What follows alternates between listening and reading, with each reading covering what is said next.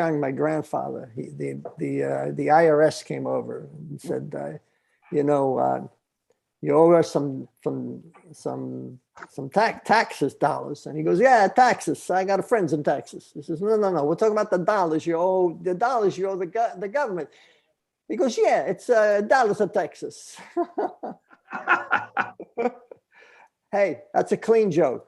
So listen, let me talk about Wade here because we're switching.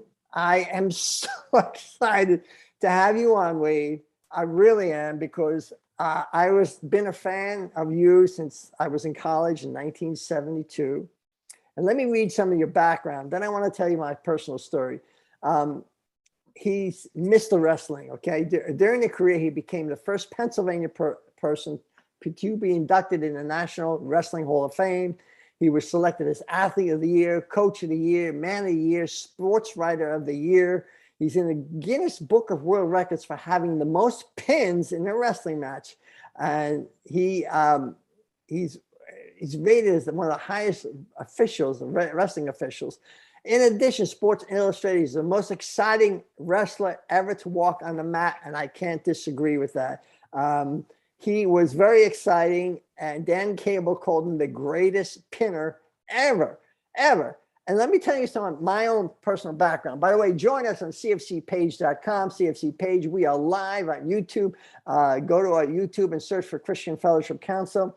But wait, let me tell you my story. I wrestled for Bloomsburg State College. It wasn't Bloomsburg University back then, in 1972, 73. And there was a pretty significant wrestler there, which you know. He was national champ, outstanding wrestler in the nation, and third in the world.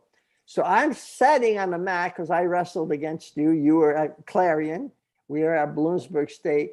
And I think, correct me if I'm wrong, did you go up a weight class to wrestle 177? I went up 2 weight classes.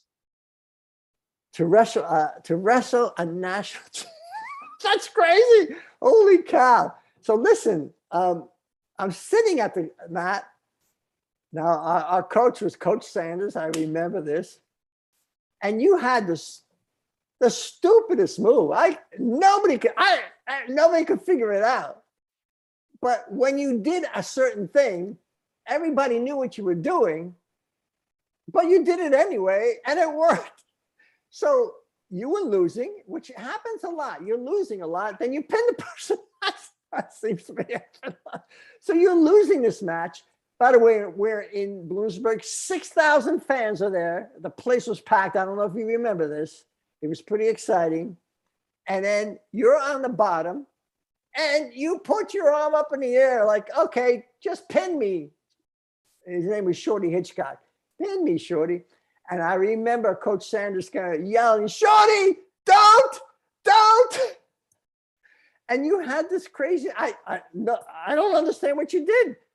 You reach his back, your hand back, and the next thing I know, you pinned the national champ. I think your record is you've pinned 7 national champs, or you've beaten 9, but what is it? Pinned 7. And I've beaten 24 NCAA champions in D1, D2, D3, but in the D1s, there were nine champs. Oh my gosh. I don't know if people realize that. The ability to be national champ on the collegiate level is very, very unbelievable, because I'm telling you, people go state champs, they go to college and they can't even make the team. That's how especially in Pennsylvania. I was fortunate enough to be varsity my whole year, but I had a lot, I wasn't very good. But Wade, you designed a bunch of moves. People called you, now I mean this with all respect. Crazy, garbage wrestler. Got it. No, never. They called you a freak because you could do things with your body nobody could do and nobody could figure out. You invented moves. You invented the move, the Schradle. What's it called? Spladle. The what? Spladle. S-P-L-A-D-L-E. You invented. So you were such a scientist, of wrestling, that you were creating your own moves that nobody did with the intent of pinning people. You pinned over 100 people in the wrestlers in the NCAA during your time there in the 4 years? During my college career, yes. Now, can you explain to me, there was a problem which makes no sense to me, and I remember this from 1973. Me either. Doesn't make any sense to me either. You went to a practice at Strasbourg, and they disqualified you from the NCAA for 2 years. What is that the story? What happened? Well, it's frustrating, but anyhow, your freshman year when I wrestled, you had to wrestle your freshman year, because it counted as your freshman year. Prior to 1970, freshmen were not allowed to wrestle varsity at all. So anybody prior to 1970, the best they could ever do was 3 NCAA championships. They couldn't have a 4 because they were only allowed 3. In 1970, the NCAA changed it and said, we're going to allow you to wrestle 4 years. However, your very first year must be one of those years you could redshirt any one of the sophomore, junior, or senior years, but your first one counted as the first one. Well, I went to Strasbourg right out of high school. It was a summer program that I went to. So I was there for 1 week, and I went to the National High School Championships out in Warland, Wyoming. Red Whitman, the wrestling coach at Strasbourg, trained me, patted me on the back, put me on the plane, sent me out to the Nationals. And I was expecting him, as he mentioned, that he was going to talk to the professors to make sure everything was cleared at Strasbourg. A week later, I come back and I had a note, see Dean so-and-so. So I went in and said, hi, how are you? My name is. And he says, where the hell have you been? I said, what do you mean for the last week? I said, well, didn't Coach Whitman say something? Well, no, he's at some clinic somewhere. I said, well, he trained me, put me on the plane. He said I could go. And, I'm back. And he goes, well, you've been here for 2 weeks and you missed 1 week of classes. All the professors are going to fail you. I don't see why you should stay. So I failed out, basically, or thrown out, failed out, however you want to call it, of Strasbourg. And wait. By the way, the whole wrestling community, they didn't understand it, but everybody was on your side. When they heard the story, everybody was scratching their head saying, this is so unfair. And I'm so sorry you had to go through it. I don't want to spend too much time on it because you've been so victorious in spite of that. So I want to spend time. Spend time on your victories, because you hold 15 national titles. So you were only qualified for 3 years in college, 2 years, I'm sorry, but you won the NCAA both those years? Yes. And then my senior year is when I wrestled the dual meets in the Pennsylvania Conference. So I wrestled all the dual meets, and then I wrestled the Pennsylvania Conference, and that's where I wrestled Shorty in the finals of the Pennsylvania Conference. Then the next week, he won the college division nationals and was outstanding wrestler. Then a week later, he won the university division, which is now D1, and was the outstanding wrestler. But he was only second in the Pennsylvania Conference. Because of you. He was one of the nine national champs that you beat. Now, Wade, what was that move that you just threw your hand back? It looks like you were giving up, and then you pinned people. It was like it would happen so quick. What was that? It's called a Sashihara. It was named after Kaito Sashihara from Japan. It was in 1955, he was a world champion for Japan, and he made that move famous. And I was, as you said earlier, I was a student of the game. Wrestling at that point in America was more caveman-like. It was a, single leg, take him down, pick up an ankle, hang on to that for 2 minutes, and repeat the process for the next period. And I felt that there was a lot more to wrestling than just that. And the more I thought about the way human body can bend and stretch and positioning, I made up so many different moves that today are commonplace. I have about 10 of them that I made up that I've named myself. I didn't put my name on any of them, but it was fairly easy. Let me show one of your moves. By the way, I just want to say that there's very few videos of you on the internet, but here is your wrestling. This person, this was the finals. I forget where this is. This is the state finals in high school, and against John Chapman from Trinity High School. He finished his career 159-1. Oh my God! In high school, in junior high, and the elementary programs that he wrestled in, he was 159 and won when he graduated from high school. And because you lost to you. Watch this. You're losing 5-2 here. So Wade Schalles is losing here. Yes, that is correct. But Chapman trips him up and brings him back down to the mat. So he's on top of you. Now look at you. You look tired. You look productive. What would you say Schalles is trying to do? Elevate under the arm and try to kick him over. Well, he did. Schalles took over. He reverses Chapman. He has Chapman on his back. They got it just there. They pin. Amazing, Wade. Just amazing. You pinned so many people, and you were thin. I mean, you were thin and wiry, but you had tremendous upper body strength. I don't know how you combined both of those things. Was it because you were doing judo and at the same time you were doing wrestling?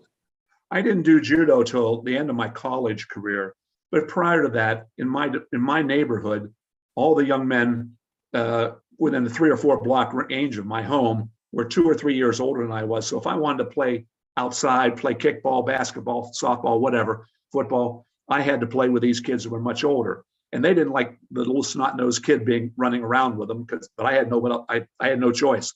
And I got the hell beat out of me on numerous occasions playing these sports because I was 6 and they were 8 or 9, as an example. But if they pushed me, I'd push them back, and then we'd end up in a wrestling match, and I'd always end up on top in a headlock, until they calmed down a little bit. And then then one of my neighbors went out for wrestling and said, "Why don't you try it?" Wade, I went, "Well, okay." But I figured I always won in my neighborhood. I was champion of the neighborhood. So I went out for wrestling in 9th grade. And because they didn't have wrestling back then in the 60s, before junior high, which is now middle school.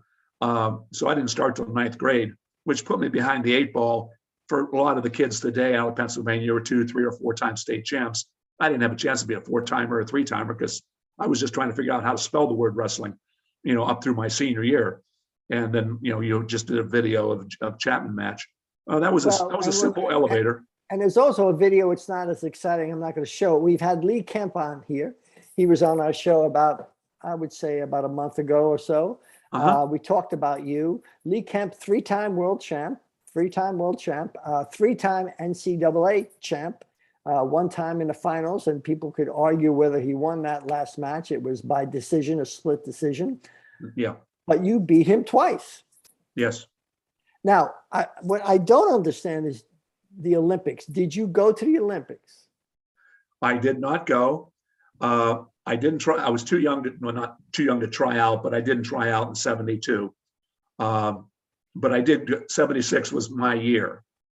And coming into 76, I won the Tbilisi tournament in Russia, which is far tougher than the Olympics, only because back then, the Russians were allowed to have as many people as they wanted in that tournament. They didn't send just one person to the Olympics, like American would send one, the Canadians would send one. In Russia, there was 31 or 32 Russians in my weight class, and by far they were the country to beat, in wrestling. Yes, during that time. We had our Olympic team there in Russia in 76, which was about 4 months before the Olympics, and as well as the Japanese, the Iranians, the French. The tournament was loaded, and in the finals, and there were 10 weight classes, 3 individuals in the finals. They had what is known as a round robin finals. They had 3 people in the finals instead of 2. So there were 30 finalists, and out of the 30 finalists, there were 29 Russians and me. Every other country was wiped out. Our American team was wiped out, and it was just me. I won the tournament, was outstanding wrestler, so I was ranked number 1 in the world in 76 and favored to win the Olympics that summer. And leading up to that, I broke my neck in the finals wrestling Stan Desic, who was a tremendous athlete himself, world champion for us. And so they stopped the whole arena to watch Stan and I get after it. We've had many go-arounds, and at the time, way back when, we didn't care for each other then. We're friends now, but we weren't 40 years ago. But anyhow, how many times did you wrestle? How many times did you wrestle Stan? I think I wrestled him probably 6 times. And you how many times did you win? I won. Well, the answer officially would be 2 out of 6. Okay. The actual answer, in my opinion, which Stan will disagree with, is I won 4 of the 6.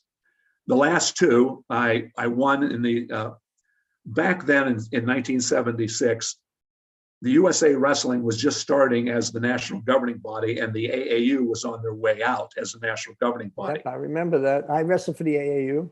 And I was one of there were about 4 of us that jumped ship from the AAU to the USWF, which is now USA Wrestling. We were tired of what the AAU was doing to us. And the wrestling program. A lot of people were, by the way.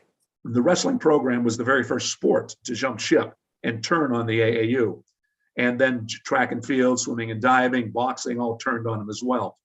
And but wrestling was first. We had a lot of bodies laying around, wrestlers, that got killed during the war. They weren't really killed, but politically killed.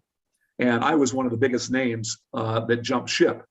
Well, in '76, the trials were run by the AAU and not USA Wrestling. So I was the enemy wrestling in the AAU Olympic trials in '76. Stan was a big proponent of the AAU. So he was on the AAU side. I was not. So we had that.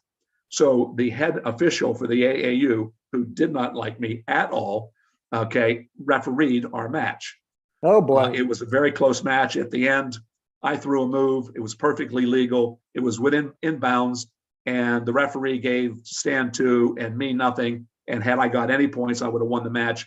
And all the officials who watched it, who were not on the mat, said, Wade, you got the short end of the stick. You scored that. You won that match. Stan got his hand raised. Okay, fine.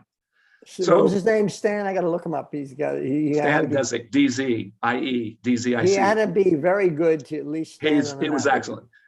He turned out to be head of AAU.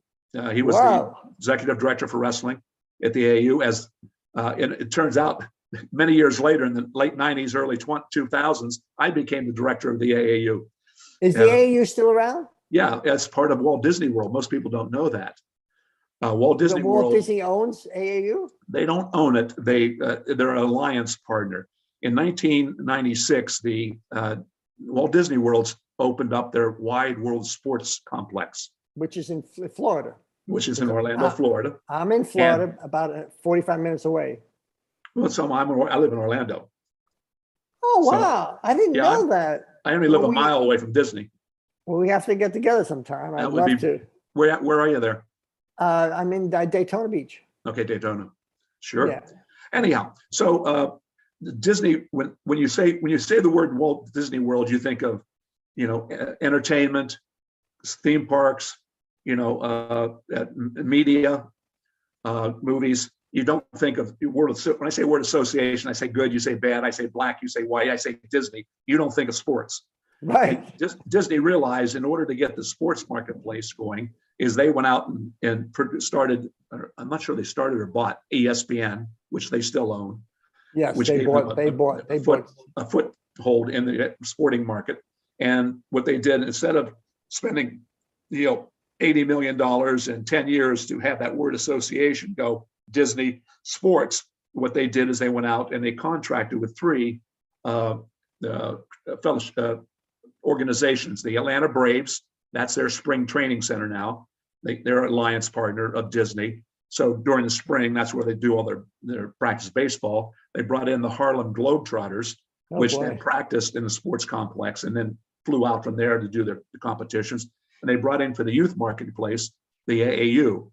So, and I was the head of the AAU for wrestling and second in command to the president of the AAU. I was responsible to oversee the programming at Disney with the AAU, and the AAU left Indianapolis where they had their headquarters and moved to Disney. And we were I was in Walt Disney's first office. Oh, wow. Now it was divided into 3 offices. Mine wasn't quite as big as his. Were there cartoons drawn on the desk? Yeah, that's it. Well, scratched in. But hey, listen, I want to point out here that you are also an author. Tell us about this book. Okay. There's more to winning than gold. You get a cradle, you don't get gold. Is that what happens? Well, in that, it's Jacob's cradle, and Jacob is the protagonist in the book.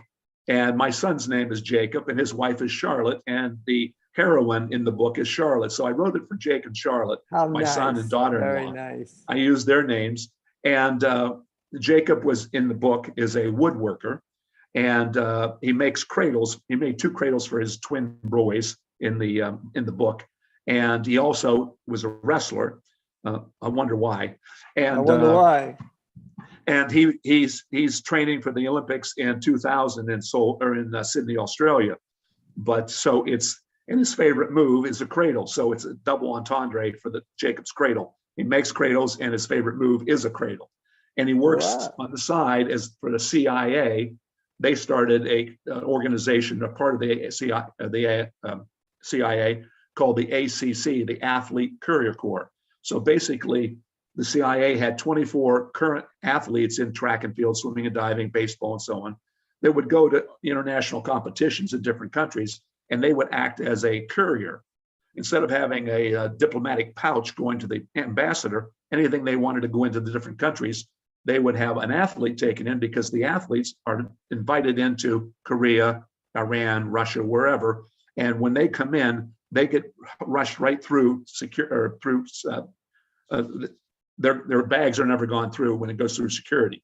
They're never challenged. So I figured we could have an ACC that the CIA did, so that they could courier stuff back and forth.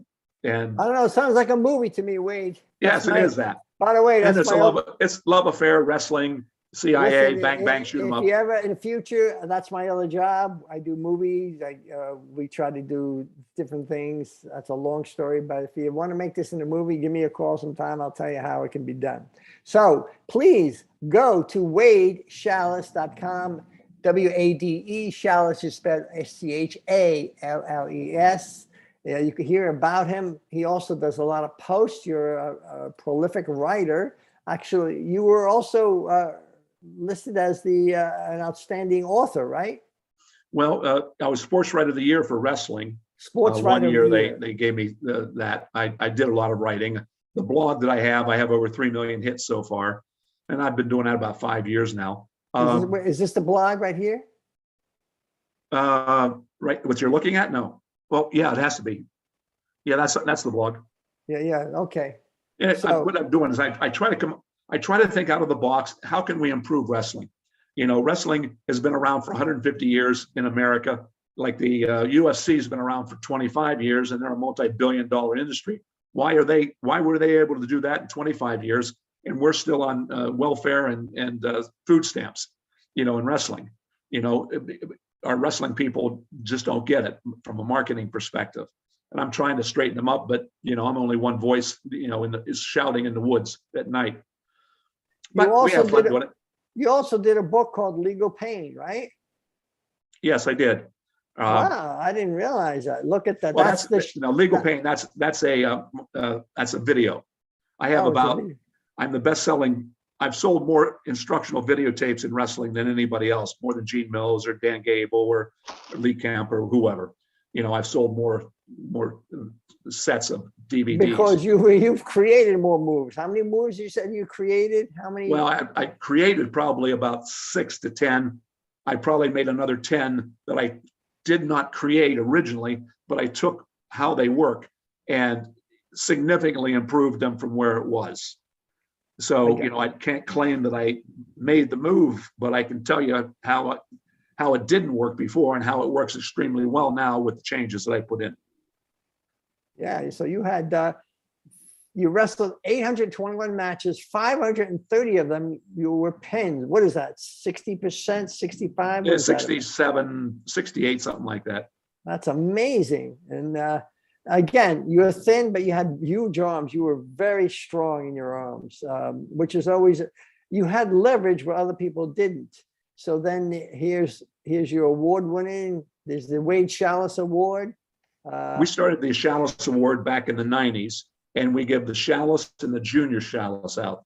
It's basically, it's like the Butkus Award in football. It's not the Heisman. The Heisman in wrestling is the Hodge Award.